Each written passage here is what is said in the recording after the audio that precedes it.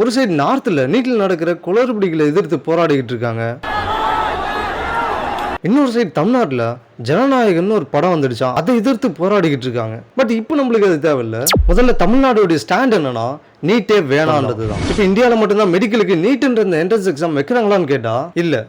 யூஎஸ்ல MCAT, யூகேல UCAT, ஜப்பான்ல யூனிவர்சிட்டி ஸ்பெசிபிக் எக்ஸாம், சவுத் கொரியால SCAT, பாகிஸ்தான்ல MDCAT, இந்த மாதிரி பல கண்ட்ரீஸ்ல மெடிக்கலுக்கு என்ட்ரன்ஸ் எக்ஸாம்ன்றது ஒன்று இருக்கு. காரணம் குவாலிட்டியான டாக்டர்ஸை உருவாக்கணுன்றதுக்காக. இப்ப தமிழ்நாட்டுல எதனால இது வேணாம்னு சொல்றாங்கன்னா இந்த எக்ஸாம்னால இல்ல, இதுல கேட்கிற கேள்வியினால. இப்ப இந்த எக்ஸாம் யார் கண்டக்ட் பண்றதுன்னு பார்த்தா NTA, நேஷனல் டெஸ்ட் ஏஜென்சி. அதே சமயம் இந்த கொஸ்டின் பேப்பர்லாம் யார் ரெடி பண்றதுன்னு பார்த்தா national medical commission and NCERT. இப்போ இவங்க ஒரு கொஸ்டின் பேப்பர் ரெடி பண்ணணும்னா அதுக்கு முதல்ல இவங்களுக்கு தேவையானது ஒரு ஸ்ட்ரக்சரல் போர்டு சிலபஸ். இப்போ இந்தியாவில் மட்டும் எவ்வளவு போர்டு இருக்குன்னு பார்த்தா பல ஸ்டேட்டுக்கு ஆளுக்கு ஒரு ஸ்டேட் போர்டு வச்சிருக்காங்க. இது மட்டும் இல்லாம ஆல் ஓவர் இந்தியாவுக்கு ICSE, ISC, CBSE, NOS, இது மட்டும் இல்லாம இன்டர்நேஷனல் லெவல்ல IBன்னு ஒரு போர்டு இருக்கு. இப்போ NCERT எதை வச்சு ஒரு போர்டை செலக்ட் பண்ணுவாங்கன்னா எந்த போர்டுல டீடைல்டான சிலபஸ் கவர் பண்றாங்களோ அதை தான் எடுப்பாங்க. அதே சமயம் இன்னொரு விஷயத்தையும் பாக்குறாங்க, அந்த போர்டுல எவ்வளவு பேர் படிக்கிறாங்கன்றது. ஏன்னா ஒரு போர்டுல டீடைல்டா கொடுக்குறாங்கன்றதுக்காகவே 10 பேர் படிக்கிற சிலபஸை வச்சு 100 பேருக்கு கேள்வி கேட்க முடியாது. இதுக்காக தான் செலக்ட் பண்றாங்க